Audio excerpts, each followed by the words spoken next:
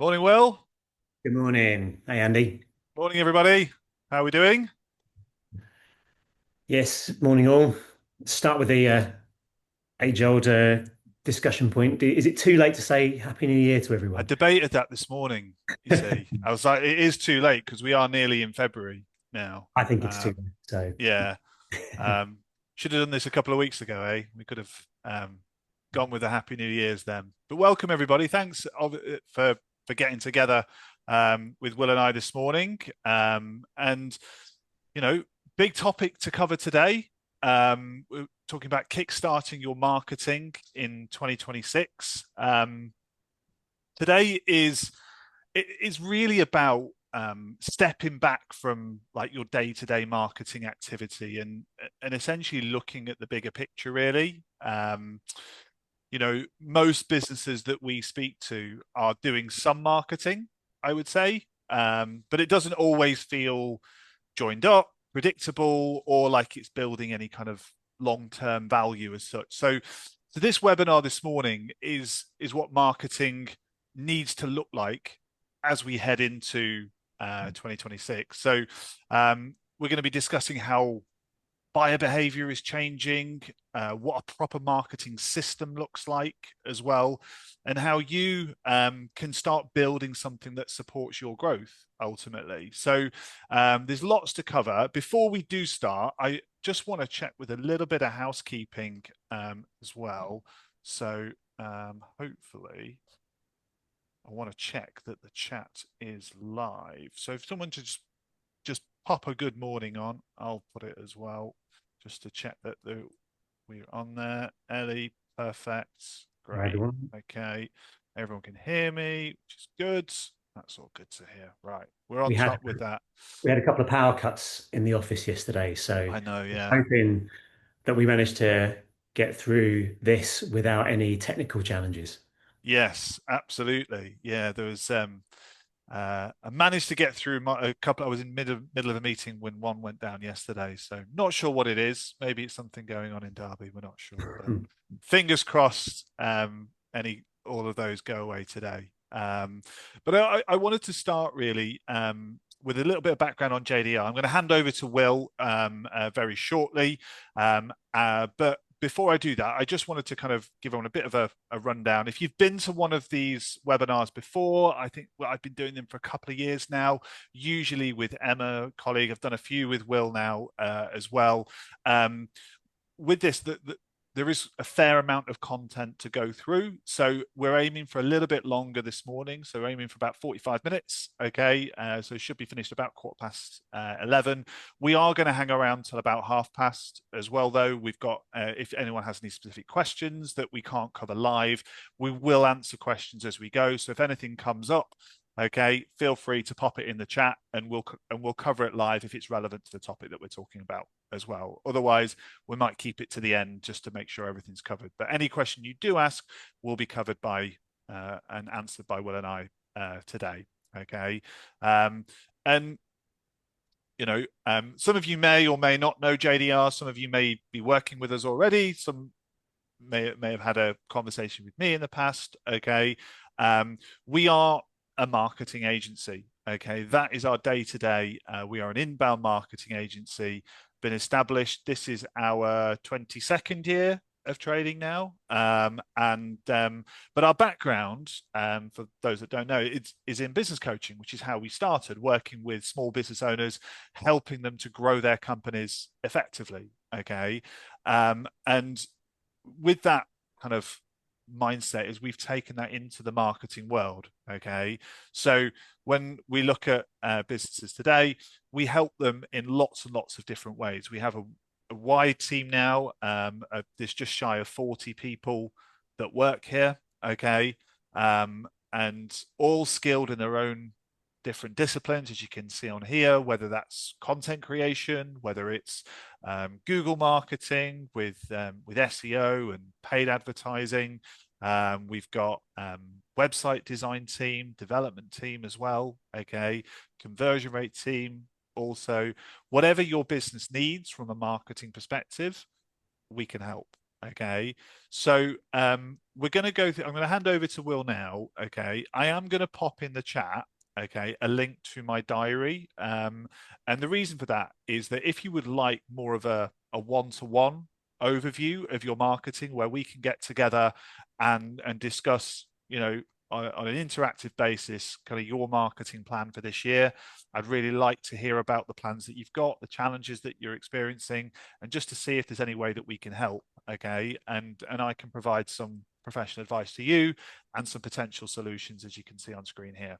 Okay, so I am gonna stop my share and hand over to Will, and I'll pop that link to my diary in the chat. Thanks, Andy. So obviously it is January. We've just had Blue Monday. But January is my favorite time of year, despite the weather and the darkness, because you got the whole year laid out ahead of you. This is a time of year where the gyms are full, as everyone is kicking off the new year with their new habits. And so today's session is about doing the same thing with your marketing, but unlike those gym goers who will all be gone by February, March, to put in place a plan of action for your marketing that means you don't get to September, October, and then the year's almost gone and another one has gone past. And what have you got to show for it? Marketing is not usually about any kind of major breakthroughs, moments of genius, but it's about consistent action. As if you've ever trained for a run, a race, a cycling race, a high rocks, which more and more people are doing these days. If you've Very ever popular. train towards anything, you'll know that it's done incrementally over a period of time, and getting your marketing really working for your business is exactly the same. So in today's session, I want to give you lots of different ideas and to help give you a structure of how you can put that together into a plan and a plan of action. So we're going to cover the website, content, strategy itself, different marketing channels that you can use. We'll touch on sales. So hopefully you'll get lots of value as we go through it. So I'm going to share screen. Hopefully you can see this okay. Right, let's start here. Good marketing has four main components. The first is being really clear on your ideal customer, who you're actually trying to attract. Lots of businesses have a good idea of their target market, and they might even have got an idea of maybe the job titles of the types of people that they want to work with, or the general demographics of the kind of people that they want to do business with, or the typical customers. But they haven't really spent time thinking, right, what's an ideal customer? And this is something we spend a lot of time with clients on defining it and going further than, are they mostly men or women? Are they mostly in their 40s or what have you? So really getting clear on your ideal customer and then having a strategy about how you're going to reach and get attention from those ideal customers. What's going to interest them? What's going to attract them to try and find out more about you and your business? And then, like I was talking just a moment about training and consistent action, that's when you then you're clear about who you're trying to target, you're clear about the strategy, and then you've got to do the work, the data-driven execution, the regular and consistent activities and actions that get measured so you can see the progress, so you can keep adjusting as you go along to get better and better results progressively over time. Now, in the middle of that, you need some kind of system to help track, measure, and implement all of those things. In JDR Group, we're a HubSpot partner. HubSpot is our platform of choice for doing that. It's the tool we use for our marketing, for our website, for our sales, all our basically the front end of the business. There are many other platforms out there, but it's the tool we believe from all our research, and we look at lots of different platforms, is in general the best for small and medium-sized businesses in the UK. And we've done lots of and experience as well, because I've used most of the other ones also, not just research as well. yeah, So in 20 years, we've pretty much used everything. yeah, you have indeed. I remember every day you coming and saying, "I've got a new CRM for you to look at." So get used to it. Yeah, we got there in the end, though. We did indeed. Okay, so that's the high level. Let's start with right. One of the fundamental challenges with a lot of businesses, most businesses even, I would go so far as to say, is what they actually invest in marketing in terms of time, energy, resources. Now, the start of is how you're actually thinking about marketing. Do you see it as something as an expense for the business, just as a pure cost?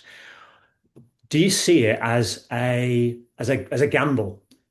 A lot of people think of it as a, well, you don't know what's going to work. Let's give it a try and we'll see if it works, right? Which is like putting money into the fruit machine. You're putting some money in, hoping to get the jackpot, and guess what? That rarely happens. Marketing is and should be seen as an investment. Now, as you're watching this, there's a good chance that you invest some sort of money in your personal future and your finances. You will take a percentage of the money that you earn and you will put that aside for the future. Well, I see marketing in a very, very similar way. You're taking a percentage of the revenue that your business generates and investing it in the future of the company. Because good marketing over time, it compounds and it builds and it grows, just like building up a property portfolio, stocks, savings, anything else. And the longer you do it, and the more you put into it, the bigger the returns, the bigger the results. Most businesses that are getting the very best results of marketing are businesses that have been doing it a long time. So they've learned, they've built up assets. And when I say assets, let me explain what I mean. So we've recently rebuilt and revamped our website, and I see our website as our biggest single marketing asset to our business. We've published in the last 12 months, we published 170 new blog posts. Those are all individual content assets that now will be live for the next 5, 10, 15, 20 years. And hopefully attract new customers in that find those blog posts by doing Google searches, AI searches, and more. We've got a big marketing database which we've built up over a period of time. Some of you are here because we've emailed you because you're in our marketing database. So the longer that you are active with marketing, the better the results grow. But it's quite rare that you invest in a marketing campaign or a marketing initiative or a marketing program and you get instant results. Sometimes you do hit the jackpot, but a lot of business owners and marketing directors, they will give up on marketing if they don't hit the jackpot first time. And that's one of the biggest mistakes. So the next question is, how much should you be investing? Now, on our website, we've got a page dedicated to this. Let me hide the menu there. YouGov did one of their polls a few years ago, and they found that in the UK, the average was 9.3% of annual revenue.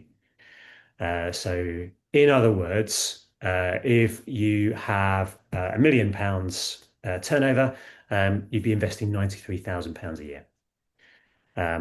And there've been other surveys that have found that that number is higher. If you are trying to be aggressive with growth, you'll probably need to take that higher. If you're well established, you can make it lower, etc. We have this calculator on the website where you can put in your annual revenue figure. So if you are turning over £2.5 million, and you can then put in what you currently invest in marketing. Let's say that's £100,000. It will then tell you what percentage of your current revenues you are actually investing in marketing and the figure that you should be aiming for. So I think when if you go ahead and do that exercise, there's a good chance you'll find you're investing lower than the average UK business. So investing in marketing is something that's long term and it requires consistent input, activity, but over time, over years, you get absolutely phenomenal results. You get returns from marketing that you don't get from property or from the stock market or savings or anything like that, because of the business growth that you can get on the back of it. I've just put a link, by the way, to that pricing guide. So if people want to go through that calculator, um, they can go. So Elliot asked for it, so I've just popped it in the chat for everyone. Thanks, Andy. Okay, so we talked about having a system and a structure. So we've been doing this as a business for 22 years, and we've worked, with thousands of businesses. Um, uh, Before COVID, I spent most of my days in the car driving around, seeing customers, seeing clients. I've been into thousands and thousands of businesses across the country, done the factory tours, the tours of the workshops, the shop floors, all of that stuff. Um, and we've seen at the sharp end what has and hasn't worked. And what we did about 10 years ago was to put all the different components of online marketing and put it into a system. And as we go through this, I'll go through these different stages today and talk about, and hopefully you'll get some ideas of things that you could start or put into your marketing plan for 2026 as a result of doing this and understand where it fits in. So it starts with, if you want to build anything, you need foundations. And the foundation for good marketing is your website, basically because any marketing you do, it genuinely will lead back to your website. If you do a trade show, right? I've been to a number of trade shows, exhibitions, things like that over the years. Quite often I'll go past a stand, the company will look interesting, all the salespeople are tied up and busy. I might grab a brochure, but one of the things I'll most likely then do is go and have a look at that company's website. Your exhibition stands will drive people to your website. If you do telemarketing and you cold call people, the people you call will go, "What's the name of the company?" And they'll look up the website. Most marketing leads people back to the website to check you out. So the website has to be at a certain standard. Then step one, once you've got that foundation, step one is to develop a strategy. Then step two, to create consistent content. Then once you've got a regular flow of good content in that makes you interesting and appealing and helpful to prospective customers, then you can start to look at driving website traffic and getting found and getting that content or your message in front of the ideal customers that you're trying to attract. That drives people to your website. From there, you need to convert them into leads, which is step four. So there needs to be a system and a strategy for lead generation from website visits. And step five is to then have a system to convert those leads into sales. Most businesses think we just need more leads. Well, sometimes you just need a better way of converting the leads that you're already getting. And step six is to, once you're winning customers, is to look at how you can grow revenue with those customers. So by expanding accounts within customer base, by doing case studies, by building up positive reviews, testimonials that show how great you are as a business that attracts new customers to you. And then the pillars on either side, again, if you imagine you're constructing something, which is a really powerful marketing machine, the measurement, which is what we see on the two sides, is like the scaffolding that holds it all together. So testing, measuring, analyzing, tracking the data. And again, coming back to what I mentioned earlier with HubSpot, that's why we use HubSpot, because it helps us to do that every stage of that journey. We can track and measure with HubSpot. And later this year, we'll be doing a webinar where we go through end-to-end customer journey and how it can be tracked and measured by using HubSpot. So what this gives you is a structure. In most cases, you don't need there's no single quick fix that you need to implement in marketing. What you need is a systematic and consistent way of going about it. Just like if you want to get really, really fit, you don't just need to do one workout at the gym. You need whole body workouts. You need stretching. You need nutrition. You need sleep and rest and so on. And marketing is no different. You need lots of different things all working together to get the best possible results.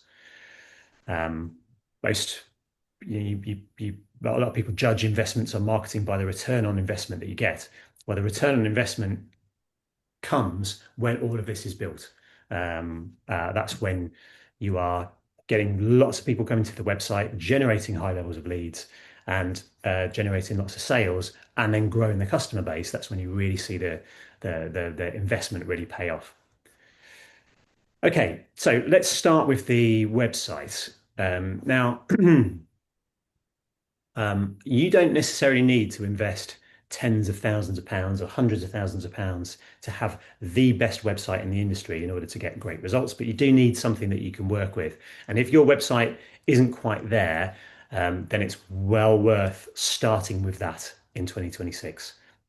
So there's a number of common challenges we see with business websites. So the first is lack of leads. There's no SEO strategy. There's no real way of getting inquiries or leads from the website beyond a contact us page. And there's no real differentiation in messaging between all the other people. If someone is looking for an insurance broker, for example, and they visit your website, well, they're going to have a look at you, but they're probably going to go down to the search and go on the next website and go and look at several websites. And so, if you're an insurance broker, you need to stand out against the competition because you're not the only person that people will look at. Results not improving. So often websites are not built with your customers in mind, or the people that are actually going to be using it in mind. It's not updated regularly. There's no ongoing testing. So with our own website, we're regularly testing different buttons, different layouts to see what works best and what people most enjoy using and what drives most leads. Outdated technology. Website technology has improved a lot in the last 5 years. And if you've moved any of your business IT operations to the cloud in the last 5, 10 years, which you probably will have done at least some, if not all. A lot of websites are not cloud-based. There's a lot of websites are built on platforms like WordPress, which is open source software that's hosted usually locally on a server.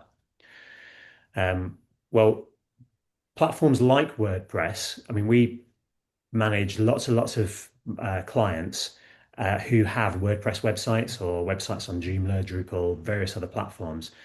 And over the last 5 years, we're seeing lots of challenges with some of the older technology. Websites slow to load, loads and loads of security problems. WordPress websites are regularly being hacked. Even quite simple ones. People are installing malware, spam, and it's tanking marketing results. There are some platforms that mean it's really difficult to get changes made. So if you want to change something on your website, you have to go to your hosting company. You have to sit in a queue. You have to wait for them to do it. It might cost money every time you want to make some changes. You can't do it yourself. Your team can't do it themselves. So if you've got situations like that, then platforms like we use HubSpot. There are other good cloud-based platforms for websites, Shopify for e-commerce, that just resolve all of those challenges. And then a consequence of the outdated technology is that lots of businesses are in a cycle of redoing their website every 2 to 4 years. Might stretch to 5, but these are big projects. They're expensive. They're time consuming. When you've got a website that's built on a cloud-based platform, you can do updates live, you can reskin it, you can update content, but you don't need to rebuild the whole thing every few years. So two key things with a website. You need a website that's there to get results. So it's got to be designed to impress. It's got to be built with SEO in mind, and it has to be well optimized for conversion. It's a big topic, but it has to have calls to action, it has to have the right layout, and it needs ongoing management optimization to get the best results. You can see that's a graph here of one of our clients where we've been working with their website over a period of time and gradually improving their conversion rates. But in terms of a platform, you need a website that means you have control over it, where you can create and change pages easily. You don't need to spend 3 years doing a computer science degree to be able to update your case studies. That it's secure, and that there's no ongoing maintenance or hosting needed. So with cloud platforms like HubSpot, there's no need for any maintenance fees, hosting fees, third parties. It's all kind of logged into one simple subscription. So we've done sessions on websites. We've done sessions on HubSpot as a website platform. We've got a great session coming up this summer on what makes a great website. It's a big topic, but if your website, going back to our challenges here, if your website is suffering any of these problems, then putting that on the agenda, I mean, it's a great investment that you can make in getting the foundations right. Because anything, if you're spending money on Google Ads, you're spending money on SEO or social media, and the foundation that you're doing that on isn't quite right, you're just not going to get the best possible results. All right, so let's move on to strategy itself. The starting point, as we talked about earlier, is getting really clear on your ideal customers. So your ideal customer, some people say, I'll ask them, right, what does an ideal customer look like? And they'll say, well, anyone that wants to buy our products. Right. So you just described a customer, but it's not an ideal customer. An ideal customer is who are the big spenders, who are the high value customers, who are the ones that are easy to deal with, who are the ones that are going to be the ones that can give you real growth over the years to come. Where's the opportunities in your market? But it's not just determining who they are, it's really getting to know and understand things like why they buy. Why would they choose a company like you? Why would they choose a product or service like yours? What are the challenges or problems that they're trying to solve? What are the goals they're trying to achieve? And how do they go about it? So linked to this, a lot of the people we work with will have done a bit of work on, oh yeah, we're trying to target facilities managers in M&E contractors, for example. So that's the kind of the demographic that you're trying to reach. What's more useful from a marketing perspective, as important as that is, what's more useful is to know, well, why would they change suppliers? Why would they be thinking about changing suppliers? What are the kinds of problems they would be having? And how would they go about trying to search for a solution? Because when you understand the answers to those things, it can inform the kind of marketing that you do, the kind of content that you create, what you put on your website, and so on. So in any market, if I use that example, M&E contractors, let's say there's 2,000 businesses that meet that criteria in the UK. But most of those people will not be in the market for whatever your product or service is. In your market, whatever your market is, most people aren't looking for your product or service right now, or not thinking about it. There will only be, in most markets, a very small number of people, this yellow section down at the bottom, who are actually looking for something or are thinking about something. That's why if you do a direct mail or you do an email campaign or you do a telemarketing campaign, you mostly get ignored or told no. But every now and then you hit on someone, the letter has landed on their doorstep at just the right time, and yeah, they're interested. But that's like 1 in 100 or 1 in 1,000, or it's different in every market. On average, I think it was like, I'm going back to my degree in marketing in direct mail, 2% was considered good, and that was in 2006, something like that. So 20 years ago, 2% of people, if you got 2% positively responding, that was considered good marketing. So the vast majority you're sending content to probably just ignore it, or are not like we say here, are not actively looking for what you do, are not interested in it. Okay, and you're essentially interrupting them, trying to convince them that they need what you do as well. So yeah. Yeah, and there's a value in branding and getting these people to know and be aware of your company. And big companies spend lots of money on brand building to target everyone in the market so that everyone knows the name of the company. So when they get to a point where they are in the market, they already know you, like you, and trust you. Um, but for this orange and yellow section, the people that are maybe thinking about making a purchase, that's when you need to really understand the buying journey of your particular customers. What are the problems? What are their needs? What are the problems they're trying to solve? What's the solution they're trying to get to? Um, and like what when they do the research, what other alternatives would they be looking at or considering? What questions do they have? What are they trying to learn about? One of the reasons that we have this page on our website um, is because one of the first places a lot of people start is how much should I invest in marketing? How much does digital marketing cost? And when people do that search, this page comes up, and we get lots of people that make inquiries on the back of it. And then finally, when they are in the market, how do they choose the product, the service, the vendor? Um, so spending time on the ideal customer and understanding their typical buying journey then informs the rest of your marketing plan. So from there, you can start to look at when people go and they go to Google or ChatGPT or YouTube or whichever platform they go to, what do they search for? How do they search? Um, so in JDR, we use lots of tools that can give us data on how many people type into, for example, Google marketing agency or M&E contractor, using the example I gave, or insurance broker. How many people do that search in the UK? How many do them in London? How many do them in Scotland? Um, do more people search in December or more people search in August? All of that data is available, and you can use it to then work out what type of pages you should have on your website, what type of ads you should be running, what type of language to use. Do people, call your product by a certain term, or do they use different phrases? It gives you that insight and information.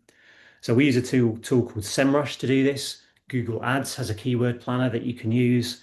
Some people use Answer the Public, but there's lots of tools that can do this data. And before we start doing any marketing, we'll always spend lots of time digging into this because it gives us information that informs the decision. It means we can get results quicker.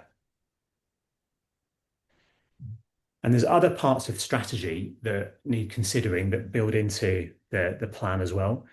Things like the messaging and positioning of your business, how you set yourself apart from the competition, your branding, having really consistent, compelling, strong, clear branding, and also the ethos of your business, the values of the company, what you stand for. Those are key components in your marketing.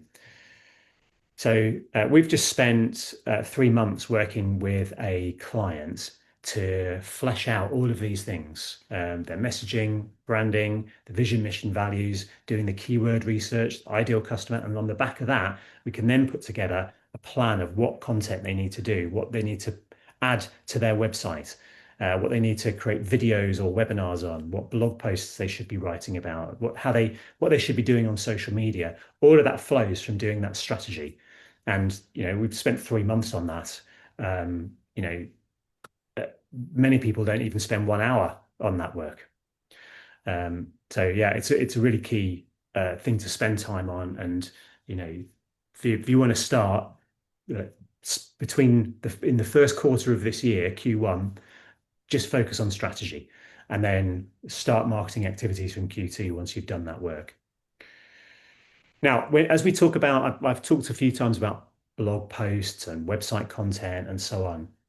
So there's as we sit here in the start of 2026, there's been quite a few changes from 2025, and the biggest is the way AI has come into play. So people are using Google, but also people are using Google and then not always clicking through to a website because Google is giving them answers right there on the search results page.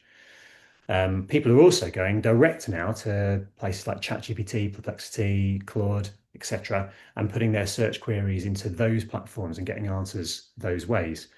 And this has led to a situation where, like, if I take JDR's marketing, like I mentioned, we published 170 blog posts last year, but our website traffic actually went down.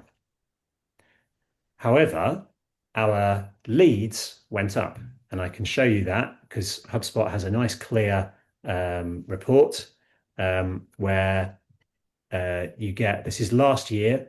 You can see we had just shy of 100,000 people visit our website, which is a lot of people, but it was actually a drop of nearly 10%. However, as a result of the content that we created, we got found more in AI. Google recommended us via their AI more. We also used various other channels, some of the stuff we're talking to you today about. We're actually able to increase the number of leads generated by 3,600, sorry, by 47% to 3,684. So everything that we're talking about today, we are doing in JDR, and we're testing, and we're measuring, and we're hopefully bringing to you in a session like this. So let's talk about the tactics to use. Now, when you've got a good website, good strategy, you've got good, interesting content that appeals to your ideal customers, you then need to get that in front of the right people. And we have this handy graphic to help determine what channels would be most effective. And there are two main criteria. One is, do you have a product or service that people know about and actively go looking for? Actually, do they actually search for those services? There are some products where people will go looking, or the first thing they'll do is type a search into Amazon or to Google or to wherever, because, if, like, for example, if I need a plumber, I'm going straight to Google to look for a good plumber. There are some businesses you might have invented there are new AI software products coming on stream all the time that do things no one's ever thought of, and no one's searching for those products because they don't know they exist. So, do people search for you? And then the second is, are you targeting a very broad general market? Homeowners in the UK is a very big, wide demographic. Or are you targeting chief scientific officers at oil companies in South America? It's a very specific, narrow, only a small handful of people that would meet that target. So you've got a highly specific target market, and it's particularly with its B2B, you want to be looking at platforms like LinkedIn, email marketing as a way to go and reach them directly. People are searching for your products, SEO, Google Ads. If you've got a really broad audience, but people aren't actively looking for them, you want to be looking at things like meta advertising and YouTube ads and display advertising through Google as a way of going out and taking a message out to a broad audience. So depending on your ideal customer and your strategy would depend on the channels that you use. All those channels need time, and I'll show you in a second how they can work together, because ideally you want to be working with multiple different marketing channels, not being reliant on any one. Then, as you're getting people to the website, we've talked about converting into leads. So again, this taps into understanding of the buying journey of your customers. When you know this, you can then start to create offers that people might sign up for at those different stages. So, for example, if they're trying to solve a problem, you might have a free guide that they can download or a checklist that they can download. When people are doing research, it might be a case study or a webinar that you want them to sign up for and download, or a calculator. When people are ready to talk and to evaluate you as a business, maybe it's an inquiry form, or it's a meeting link like Andy's meeting link, or it's a phone conversation. But good websites will have different offers for different stages of their customers' buying journey. That generates leads. Now, leads alone won't grow your business. What you need is high lead generation with a really effective follow-up and sales system. And marketing has the job of getting people to know, like, and trust you and generate attention. But actually converting those into leads is the role of your salespeople and your sales process and your sales function in your business. The sales role is to connect with those leads, to convince them, and then to convert them, to turn that interest into opportunities and orders. Marketing and sales need to be working together to achieve those goals together, but those are the two different roles of the departments. Marketing alone won't lead to orders necessarily if the sales isn't right. Now, we've done webinars on sales. We've got lots of resources on things that you can do to improve your sales process. Something we spend a lot of time in the business coaching days working with sales teams, because if you get those two things really right, it's an absolute gold mine. So these are the common misconceptions about leads, and that lead to challenges in sales. So when you're generating inquiries or leads from your website, it is a mistake to expect them to be proactive, to reply to you, to come back to you quickly. They don't do that very often, not today. You might send them an email, you get an inquiry, send them an email, asking them for a bit more information, and they don't reply. So you think they're not interested. They might not be ready to buy right now. They may have made an inquiry just because they want to get some cost guide, and they're thinking about maybe 6 months or a year from now. So it doesn't go anywhere. It doesn't mean it's dead. They might not be bought in. They may have gone to Google and just put in their details. They might have even copied and pasted their inquiry into like 7 or 8 or 10 different companies' websites, contact us forms. So they haven't looked at, they haven't done loads of research on your company. It's just a lead. All of those things doesn't mean you can't convert them and they won't become a customer. Good sales process, good salespeople, good follow-up means that you can tackle all of those things and maximize the sales that you get from the leads. And that's really key to getting the return on investment from any marketing. Now, this, I won't go into any detail. This is quite a big graphic and there's a lot of information on here. But this is an example buying journey for a software company where it shows how different marketing channels and sales outreach are all working together. And someone who might drop out of a sales pipeline at any given time is brought back in repeatedly. So this is the benefit of having Google ads running, retargeting, LinkedIn, having lots of different content at different stages of the buying journey, doing proactive sales outreach, because sometimes you need all of those things all working together in order to acquire customers. So with all of this, what you should be aiming to is to have an actual plan of attack for the year. This is our marketing plan, the content that we're going to work on, the webinars we're going to run, the podcasts we're going to put out, the guides we're going to create, the work on our website. Plan that out and try and keep it realistic. So, one blog post a month or 2 emails a month or whatever activity is realistic for you. Plan it in advance, and then all you've got to do is follow the plan. And we've got a guide that can help you put a document like this together. We'll share a link to it shortly. But yeah, this is where this is all heading. It should be factoring in the numbers and the data that you want to track. So part of managing a marketing program is to then keep track of the numbers. Just like if you were training for a half marathon, you'd be recording your runs and recording your progress and trying to improve on it. And finally, having the system in the middle of all that can help you do that. Having the right strategy, the clarity on the ideal customers, and that consistent data-driven execution. Even then, with brilliant marketing, it can take time, right? So this is a graphic we regularly show clients. It takes time to build up more traffic to your website. It then takes time for that to filter into more leads and inquiries, and that takes time for those leads and inquiries to convert.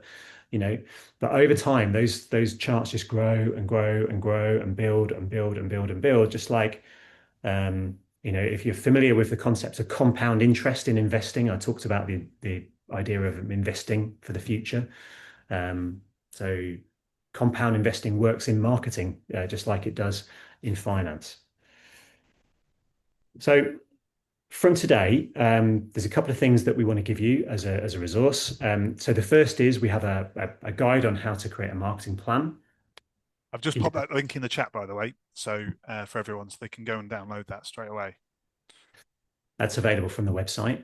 Andy shared the meeting link with us earlier. So this system we implement in our own business in JDR's marketing, and we've implemented it with hundreds and hundreds of other businesses in all sorts of different sectors.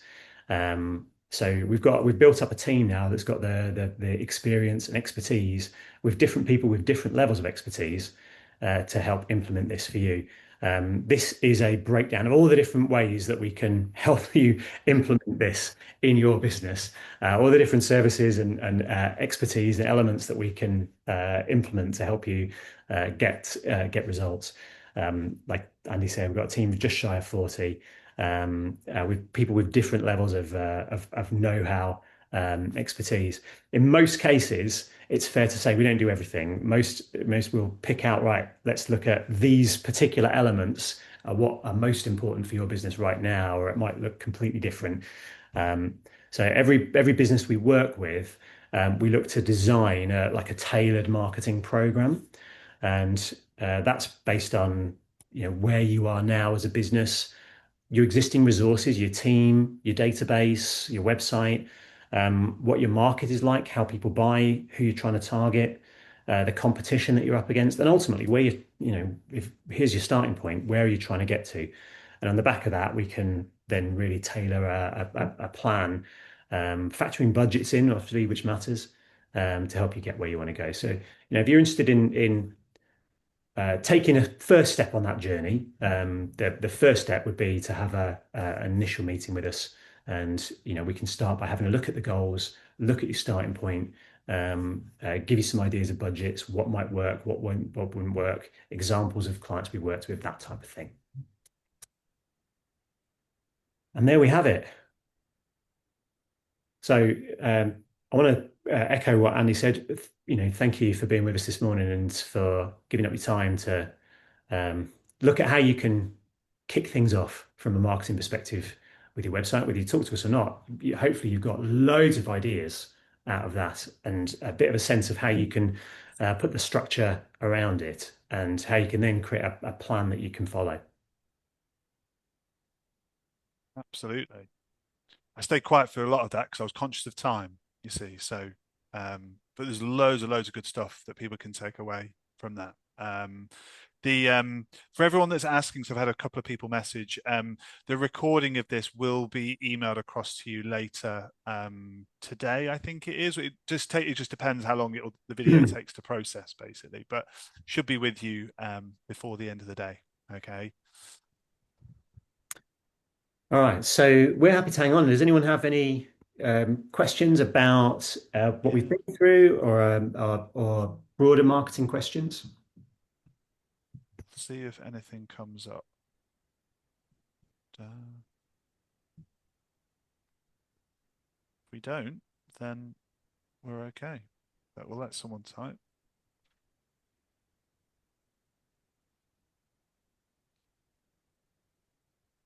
So we'll be doing further sessions later this year on how you can properly audit and review your marketing. We'll be walking through different elements of HubSpot as a platform. We'll be spending time on lead generation, tips and ideas for lead generation. Obviously it's a big topic, and I kind of rattle through things pretty quickly. So if you go to our website, you'll also be able to see we've got recordings of past sessions. Most We've been doing this for like 2 years now, so we've got like a whole library of different webinar topics that I've done with yourself, Will, with Emma, and lots of the team as well. There's one, Jen, you just mentioned there about the HubSpot as a cloud website. I did one last summer with Charlotte, who runs all of our website projects on the HubSpot platform. I'm going to do another one. I think we'll mention this earlier in the summer on what makes a good website as well. So lots and lots of really good resources for everyone as well. As a final thought, what I'd say is that I you know, I don't know about you, but I think last year was a pretty tough year in business for quite a lot of people. And you know, there, I, I don't know how what people's levels of optimism are for the economy in the year ahead or the years ahead. Um, but one thing is clear: in when you're running a business, your destiny is in your own hands, and it's the success that you have is in what you do each and every day. And if you start that by making sure that you're investing some time, resource, energy, and ultimately funding into marketing, that's a real key part of making sure that you get what you want to get out of 2026. Absolutely. So with that, I think we can wrap things up enough. here unless anybody pops anything in the chat in the next 5 seconds. No, good stuff. All right, brilliant. We before we go, just at the last minute, do you have tips on hosting webinars via HubSpot that are being promoted on LinkedIn? Doesn't seem like there's an easy link. You set the website. So, well, have you got any thoughts on that at all? Um, no easy answer. Sorry, Renal. Uh, so um, you can run live events like webinars on the LinkedIn platform.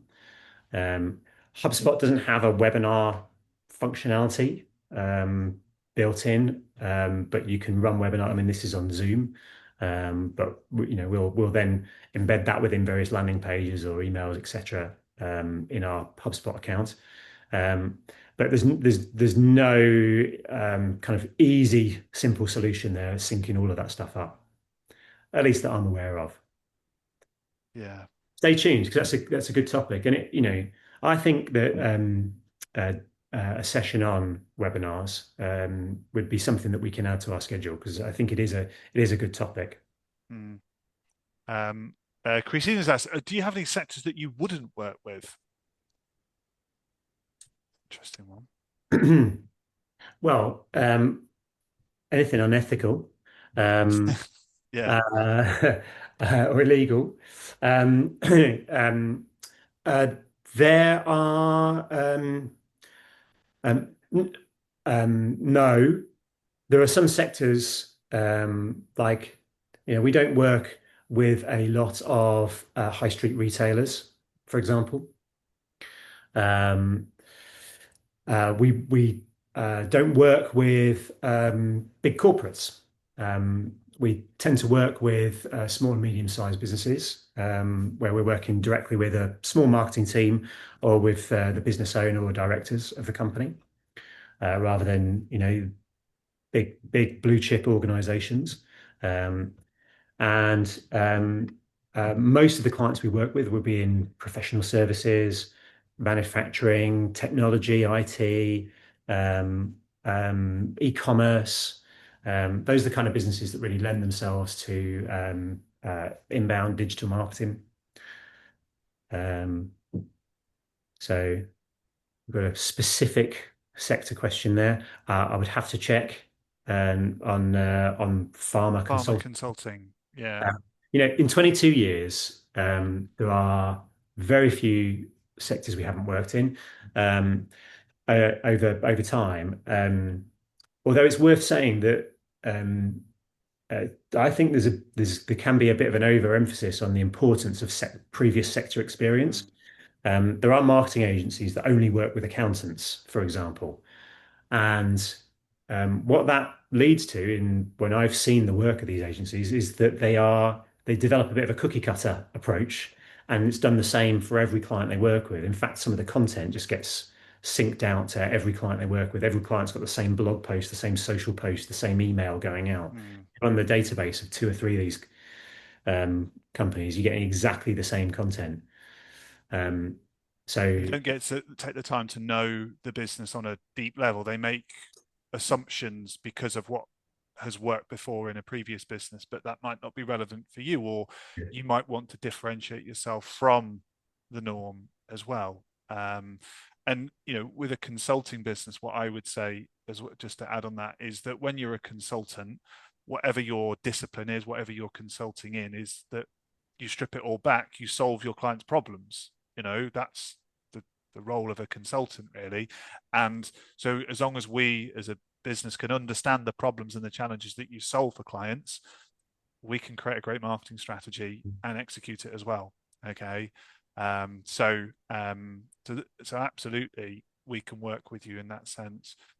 Paul has asked, what's the average spend on marketing as a whole each month to keep a good flow of sales coming through? Good question. The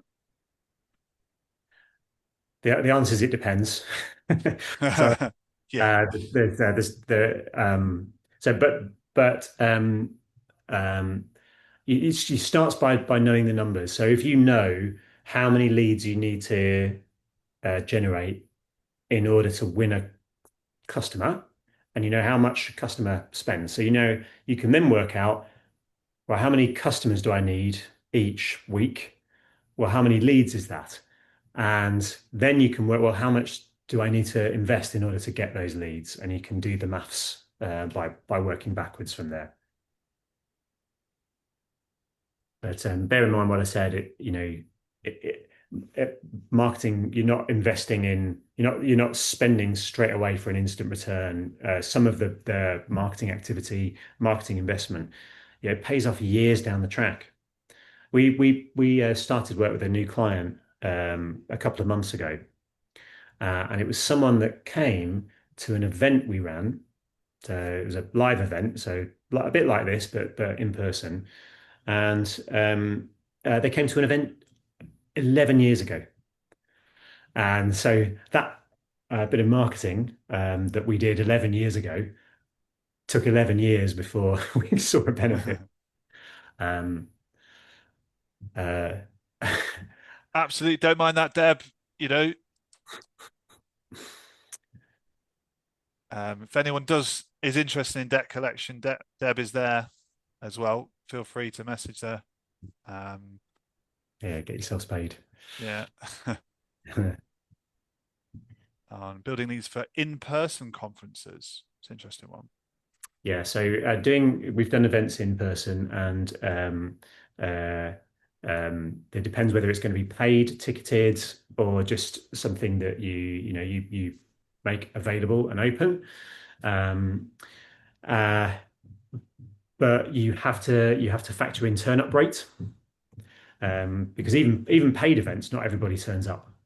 No. Um, and when you also the other thing you have to factor in is the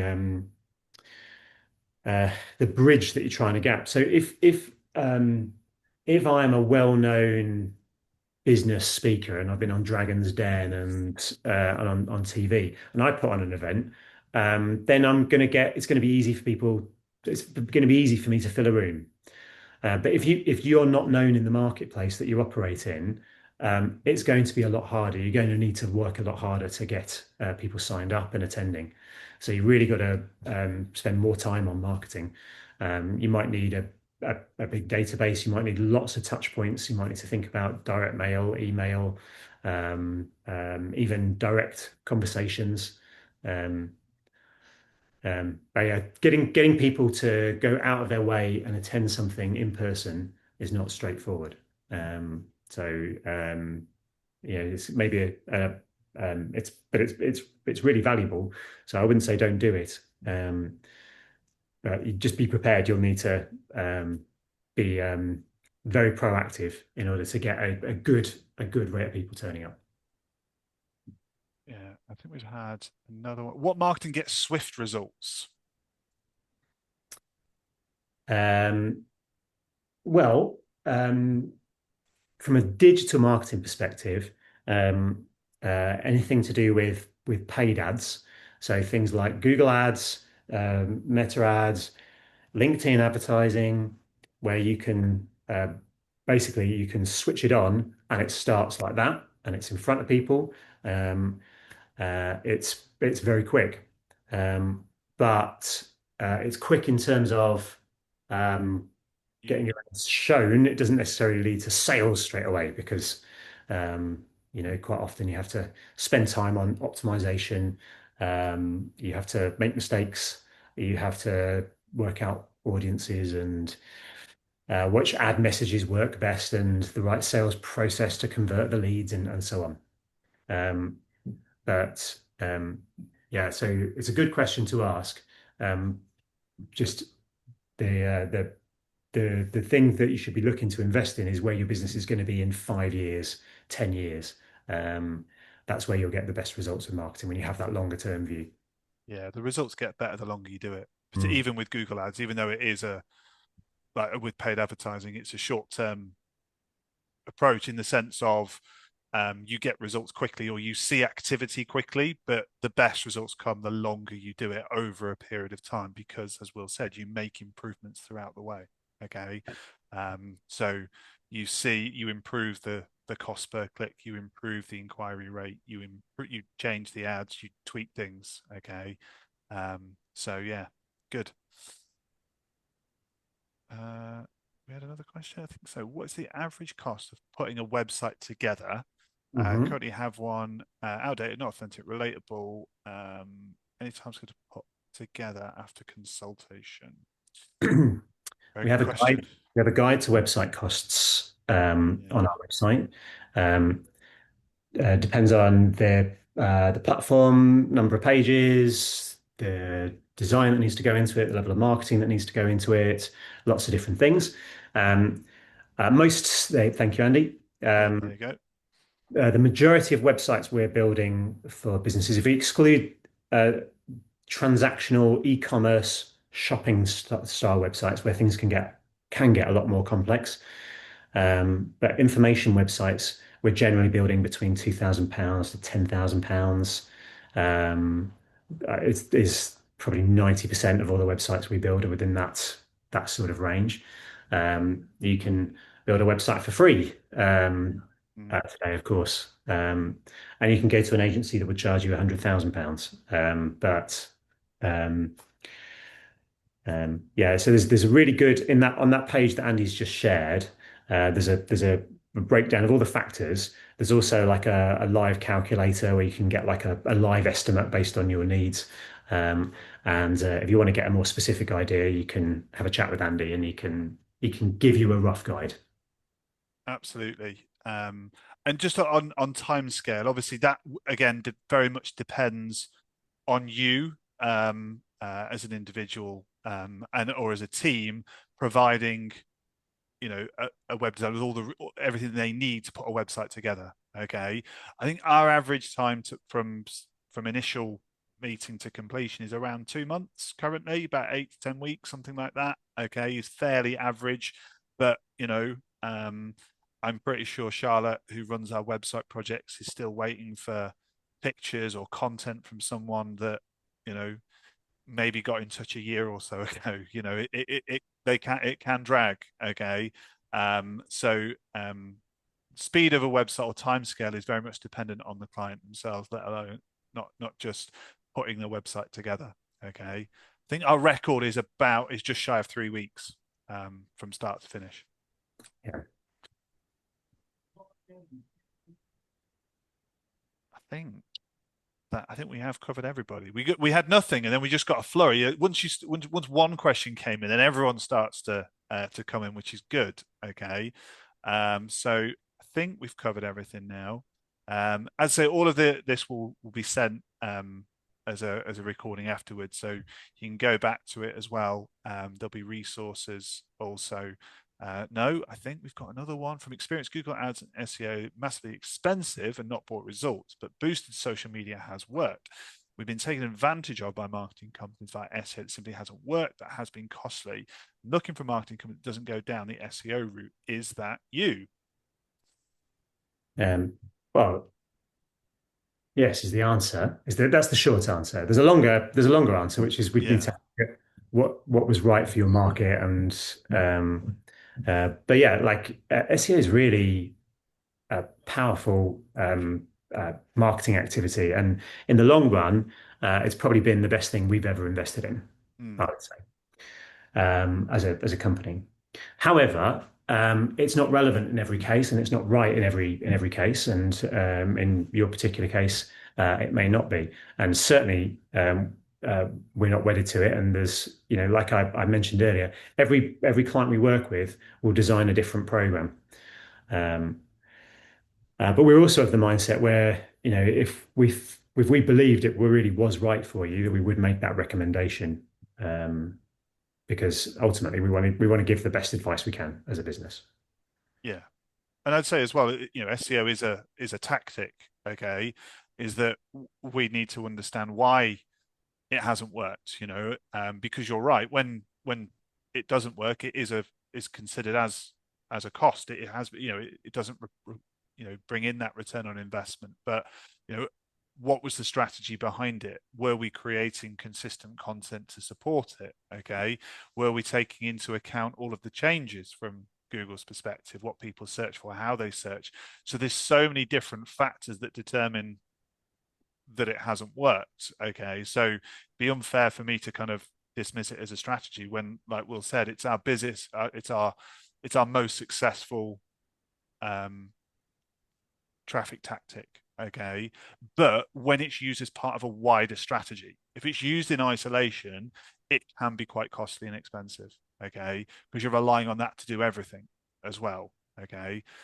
So, yeah. I mean